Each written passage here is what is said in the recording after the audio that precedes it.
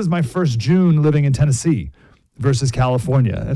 That's a very different Pride experience. But let's get a full perspective on what's going on across the country with Scott Shepard, Director of the National Center of Public Policy Research's Free Enterprise Project. That's the key right there, Free Enterprise Project. Scott, how you doing, sir? I'm terrific. How are you this morning, Mike?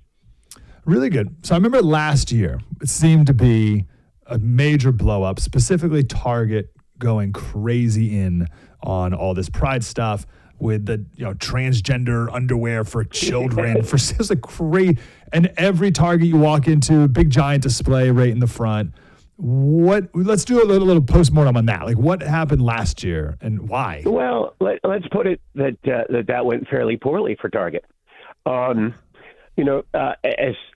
soon as it became a nationwide controversy, and Target, which has been sucking wind and being left political for years, when all of this got out, and it got out that it was reported that Target gave $50 million to an organization called GLSEN. And GLSEN is one of these Mott and Bailey organizations that pretends to just do good things for everybody and help the homeless. And what it really does is spend terrific amounts of money to create gender dysphoria in small children, to hide the gender dysphoria from parents, and then to try to convince these kids they've confused to get surgeries and treatments that are going to ruin important body functions for the rest of their lives. And that's not something that you should do if your main target audience is middle-class moms. That's a bad move. And so Target is still down at least 33% from what it was a couple of years ago. It lost $17 billion in the wake of that controversy. I don't think it's ever going to make it back. I don't think anybody's really going to trust Target the way that we trusted Target in the 90s. And in response to all of this, the current CEO, Brian Cornell, came out and said that was the best thing for society and it was the best thing for our company. Well, that sentence alone is a fiduciary breach and ought to have made him ineligible to run anything this side of a popsicle stand ever again, and not even to run a popsicle stand if children use it under these circumstances. And so what you're seeing is Target having the minimal sense not to jump into the middle of exactly the same fire again this June, but I have to report to you that I don't think the company is learning all of its lesson all the way through. Yeah, so that's the key here. So we're talking to Scott Shepard from the Free Enterprise Project. So did they so what are they doing this year? What's Target specifically doing this year with their Pride stuff? Well, my understanding is the last time I was in Target was a couple of years back. And the only thing I remember from that trip, because we were already fighting them about equity-based discrimination and all sorts of other things, I happened to notice that, and once I noticed, I looked everywhere. There wasn't one single white man or boy on any of the 100 pictures of happy consumers, those ridiculous, I bought a pair of shorts and now I can't stop smiling pictures that they have on the walls of these places. Not a single one. That couldn't possibly have been accidental. But what I think we're seeing this year is sort of what you were alluding to, that Target has realized, hey, maybe we don't push extreme worldviews in the front of every of our stores in the country. Maybe we limit that to the place where the extreme worldview might have any supporters at all. Although I got to tell you, even in the gay community, right, there's a significant, now not at the HRC, but there's a significant trench of gay and lesbian people who are, this has nothing to do with us. In fact, HRC just told us if we don't date people of the opposite sex pretending to be our sex, then we're homophobes. So, there's nobody super excited about this regime except apparently the Target board of directors. So they're being more careful, but publicly, but I'm not sure they're being more careful as corporate fiduciaries. Yes. So for reference, Scott said the HRC, that's a human rights campaign. Yes, and they're the group that comes up with the ratings for every business in the country. Yep. And they're coming for your business next to make sure that you, do all these, you fall in line with all these pro-gay and trans things, and then you get a score, and then banks and equity companies and investors use that score, the human rights campaign score, based on whether or not to invest in your business or not. That's the scam. Yep. But the big question is, are they now believers? Like is Brian Cornell a target? Like, has he seen the light and realized this? Like, we shouldn't be promoting transgenderism in children, or is he just, this is a bad business decision? Oh, I don't think he's even gotten there yet.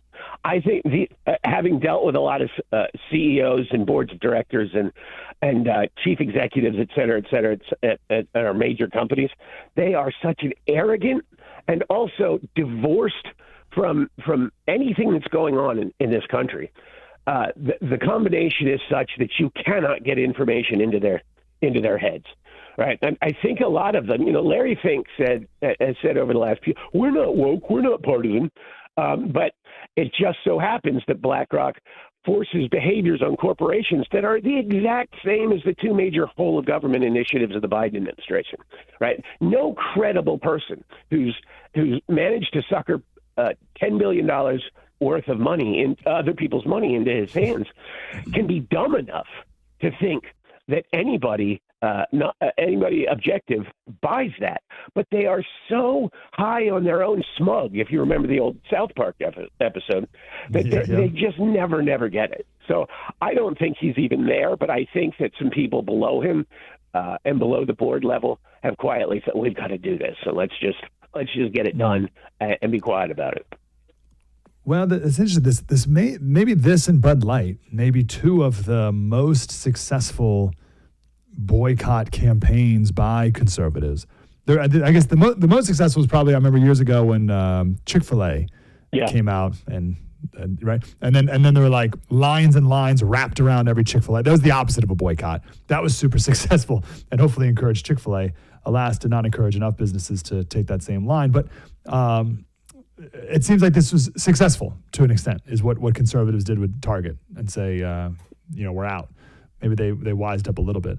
What else are we to do now moving forward? Well, I'll tell you, when people started saying get woke, go broke in the summer of 2020, it worried us because there wasn't any empirical evidence that was true at the time, or not enough to make it something that people could rely on.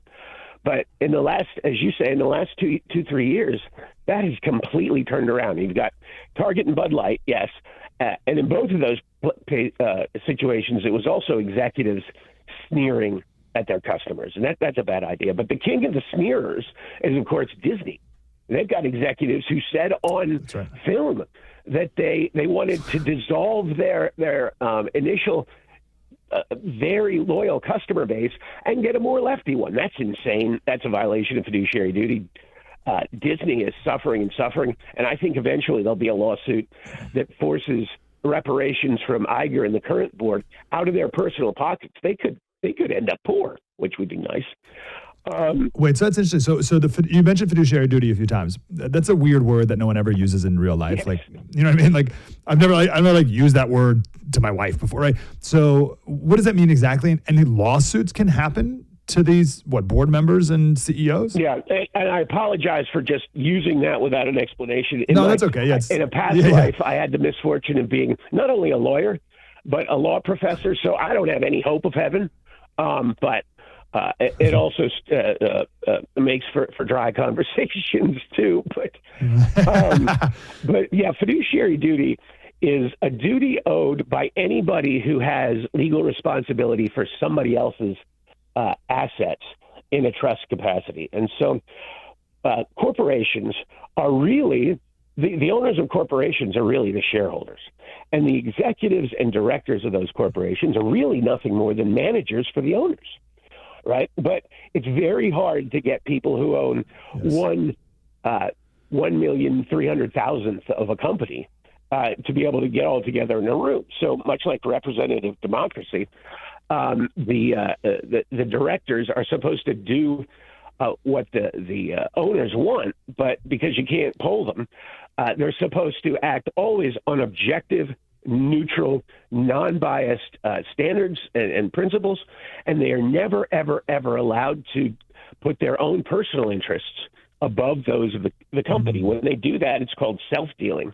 And when self-dealing is found, the doctrine is that courts have developed, they use the weightiest possible damages calculation available to take all the money they can out of the personal pockets of the directors and executives that have violated those fiduciary duties for personal reasons.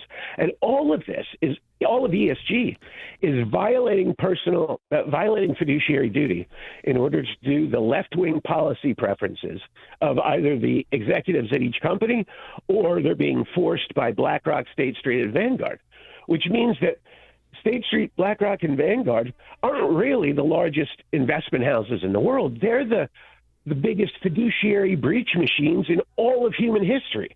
In fact, they breach so much it might be recursive now. They might be a permanent energy machine. What are those things called?